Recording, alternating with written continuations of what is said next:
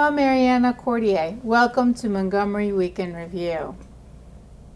Unions in Montgomery County are an important part of the landscape.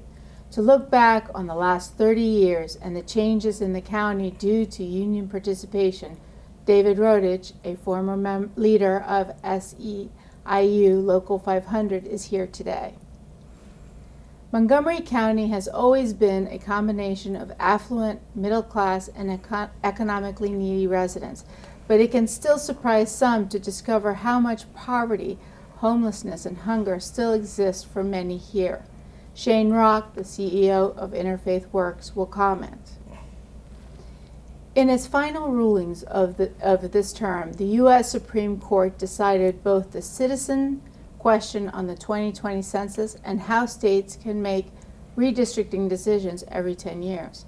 Elaine Apter from the Maryland League of Women Voters will tell us what happened. The state of living conditions for young children at the Texas border with Mexico has shocked most people on why America would create and allow such a system. Grace Rivera-Oven, who comments for this program, will give us her thoughts.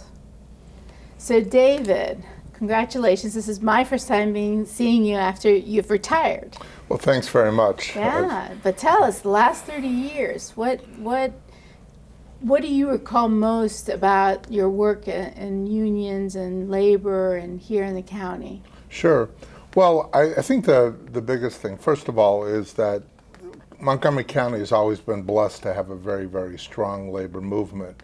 But the main changes I've seen, through the years is the nature of the economy has changed, and the disproportionate amount of wealth being concentrated in fewer people has really caused the labor movement to think differently and more strategically, so that we're doing things and having strategies both inside and outside of the collective bargaining framework that are really geared towards empowering people that are really, really struggling.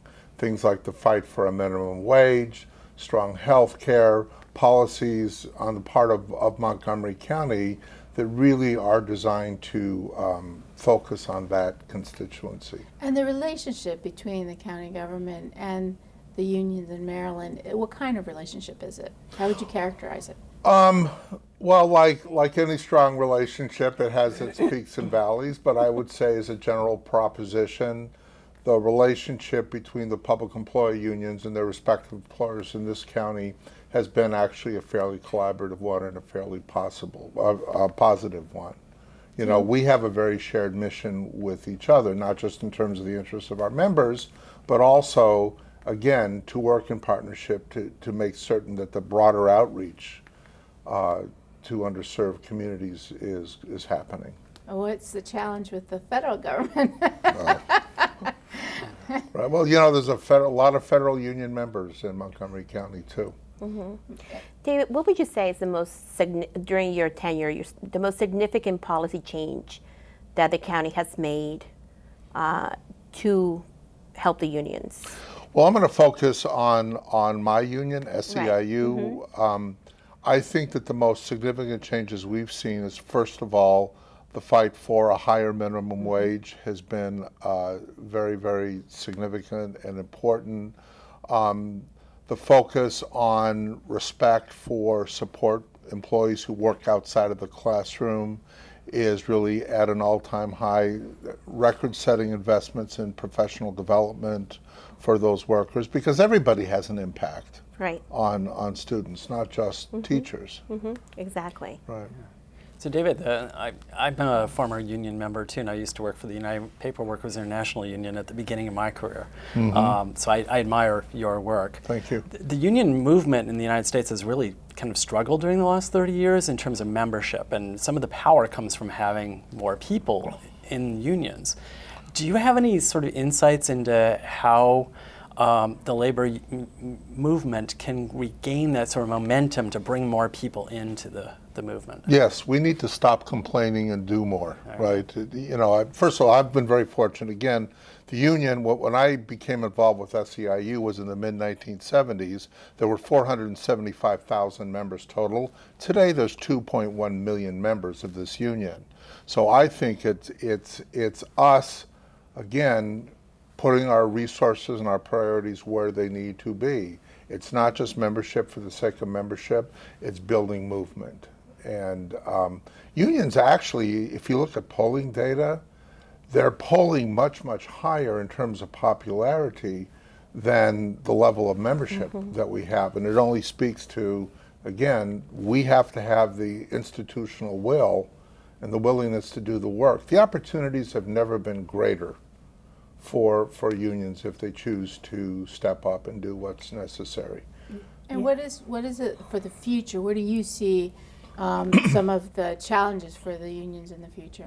I think that we need to be engaged with the communities that we're serving. We need to look beyond just a collective bargaining framework for our members, but also pay close attention to the communities that our members live in, and that work, that the harm that's being done in a lot of these communities have a very direct impact on our membership. People will belong to unions when they see a relevant reason to do so. And we have to go out, we have to be proactive, we have to bring them into the family.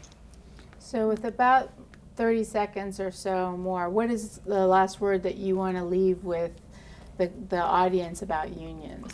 I think the opportunity has never been greater in this moment of crisis that's happening nationally, and what with the economic situation that exists. We've got to stop talking, we've got to stop complaining about it, we have to just start moving and building a labor movement. There is no economic future, in my view, in the longer arc in this country without a strong, vibrant American labor movement. Well, I have to tell you, congratulations on a fantastic career. Thank and you. I hope you won't go away. You'll still help us out. I'm here, aren't I? Yeah, you are. Well, I'll keep you to that. Thank you so much for being on the show. Well, welcome, Shane, to the show. Interfaith Works is such an important organization in Montgomery County, and so thank you for your work for the needy and the poor. Why don't you tell us a little bit about, most people are surprised when they hear that there are poor in Montgomery County. Yeah, this is an extremely affluent county, but for 47 years, Interfaith Works has been helping people who've been struggling in this county. We've helped people who've been struggling with homelessness, with poverty. We were founded by faith community leaders 47 years ago to address those needs. And so we've really focused on that, and we've helped thousands of people over the years. I've been leading the organization now for 5 years, and what I've seen over the last 5 years is a county with incredible wealth, incredible resources, and commitment on the part of government and nonprofit organizations to address some of the most vexing problems in our community. Well, so one of the things that I think is surprising to most people is that there is a big issue of homelessness in this county, and a lot of the homelessness are single moms with kids. It's not just single people, period. They have kids attached to them. What, if anything, does Interfaith Works do to help that? On any given night, more than 350 people call Interfaith Works their temporary or permanent home. We do everything from providing street and in-reach services to people who are living on the streets or living in their cars or living in the woods, to providing emergency shelter to women in the county, and to providing permanent housing with supports to help people maintain that housing who were homeless, ending their homelessness. So we do all of that, and in the last year, we've ended homelessness for 80 people. That's awesome.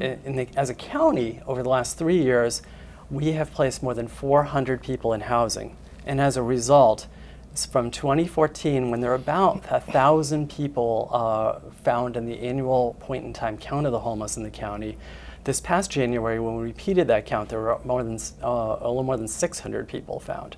We've seen a tremendous reduction in the number of people homeless in the county.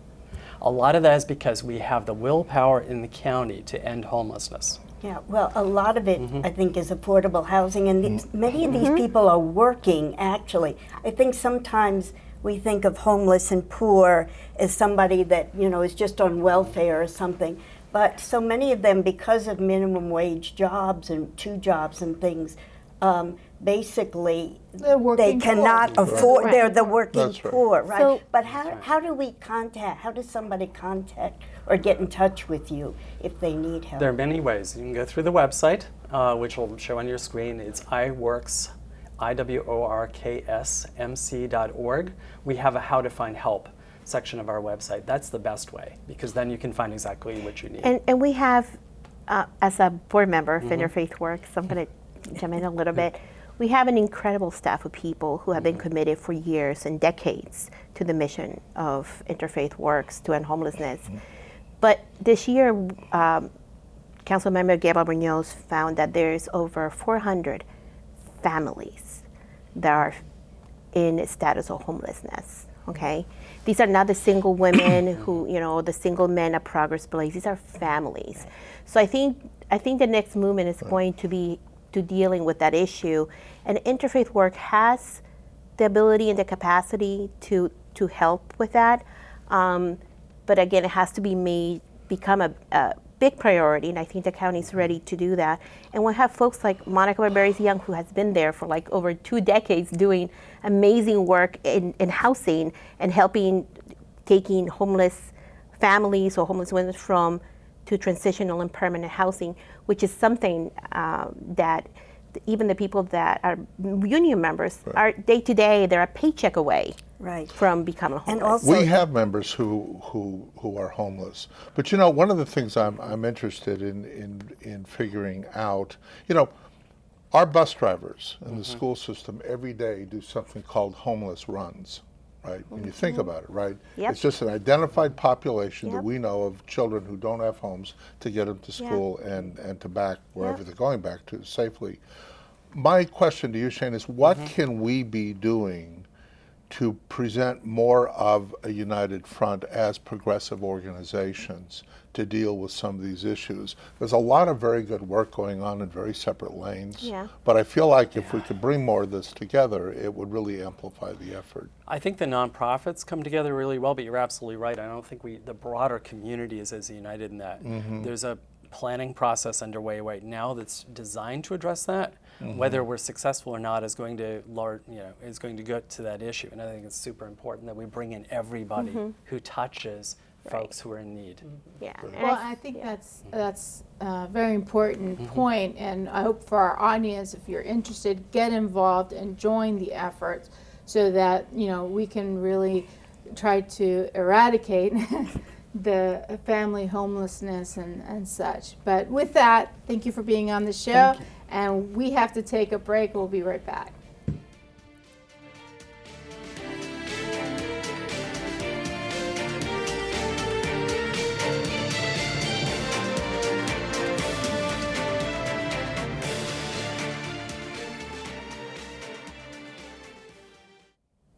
And we're back.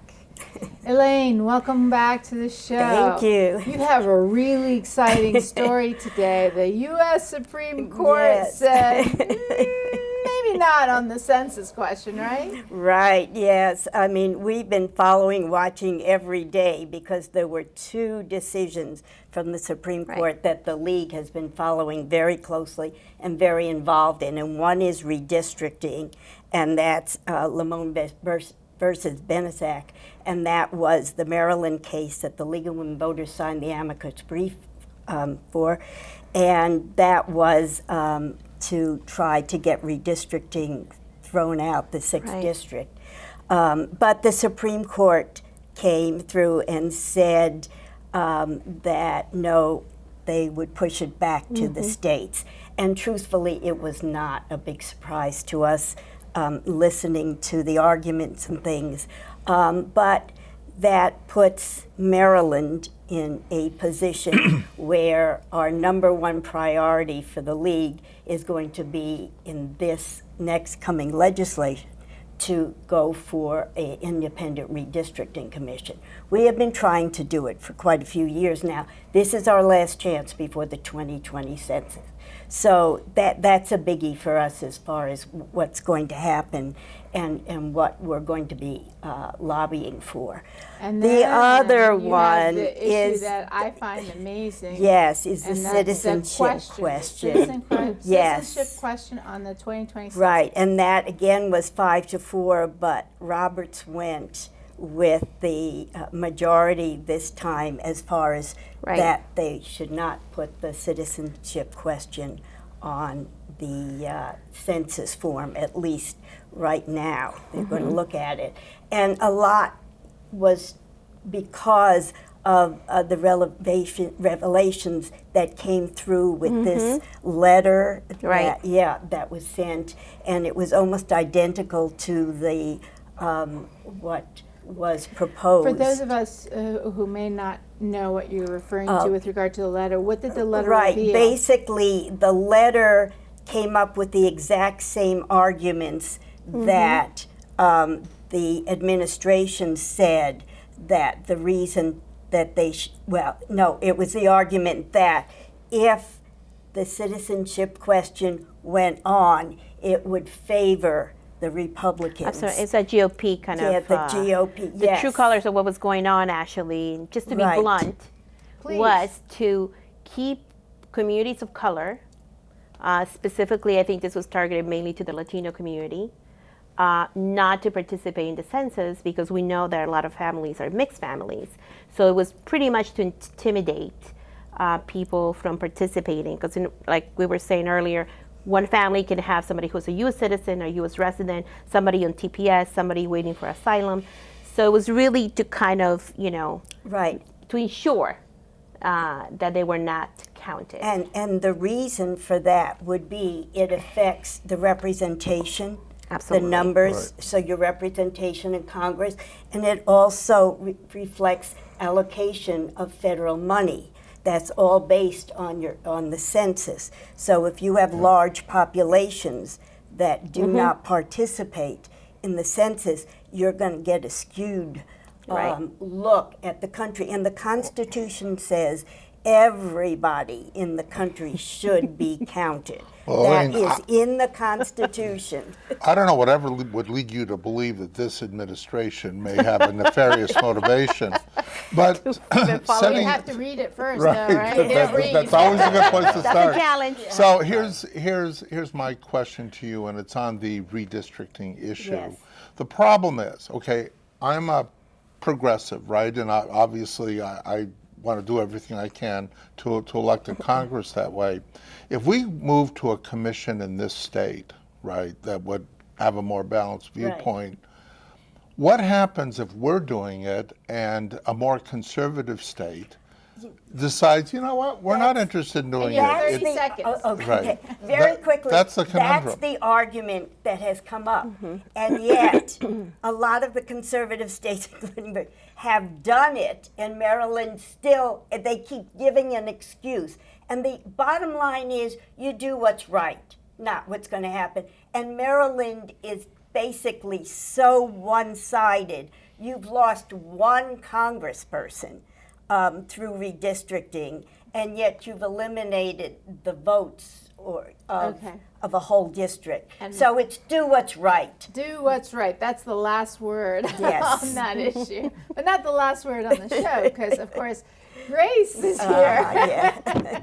And we can't keep her quiet. Welcome to the show, Grace. Thank you. And unfortunately, your topic is a sad one because the issue on the Texas-Mexican border is pretty dire. Well, specifically with the children, right? Yeah. So I guess my topic is more of a reflective topic for the viewers out in our community. And it's a question of who are we and who are we becoming? I think also what we stand for. Exactly. And if we have been hearing for months about the treatment of children in these facilities, the conditions, and as a human being, you find it hard to believe, right? You think, and I have people who say, "Is it true though? Is it really, really true that people can inflict this kind of pain and horror on children. And now we know, and it's affirmative, that yes, it's true. And it's happening with our taxpayers' dollars, and it's happening in the land of the free, and in a very civilized country, which is our country.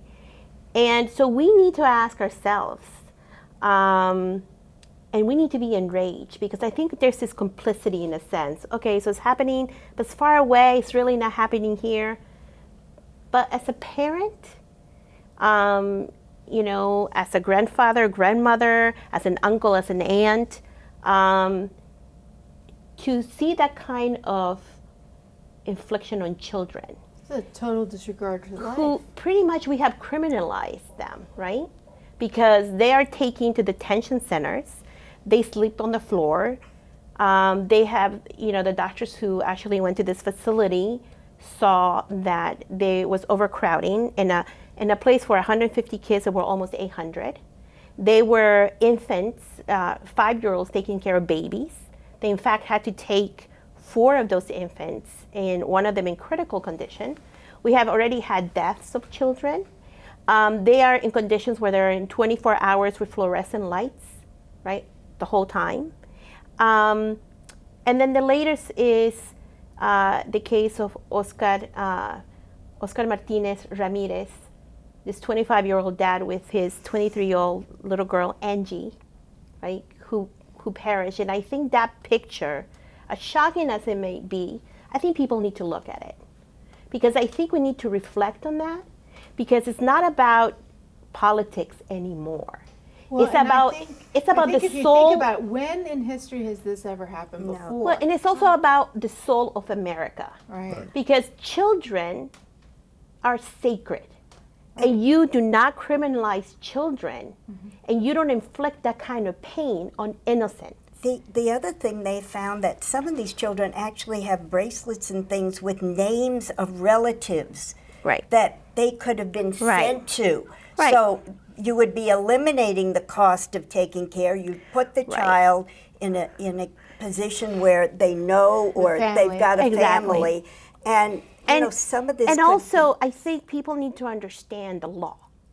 It is not a crime to seek refuge in our country at the border.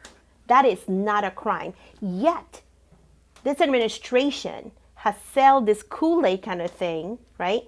That these are criminals, and they're all gang members, and they're coming for your jobs, The 5-year-olds. and we're talking about children. Right. Well, and the reason I brought the history thing up before is, you know, historically, when we look at World War II, everyone was like, oh, we would never in the United States permit something like that to happen. Well, we have a history. But we're letting We it have a happen history. right now. But look, I think that there's another lens on this, and I could not agree with you more. Where's the rest of the world on Yeah. this? Why Right? are we not I mean, outraged? why are we not being threatened with sanctions? Right. Right? Exactly. Why don't we have global leaders saying, "I will not set foot in the United States Exactly. until this outrage Exactly. stops"? And I think the sad answer to that is because these are brown children. So, because, you know, that kind of racism, I don't think it would be given if these were not brown children. And so I think, again, we need to look in the mirror and say, who are we and who are we becoming? And the legacy that we're leaving behind, and the hate that we're planting. And in what are this we going to do generation. about it? And exactly, what are we going to do about it?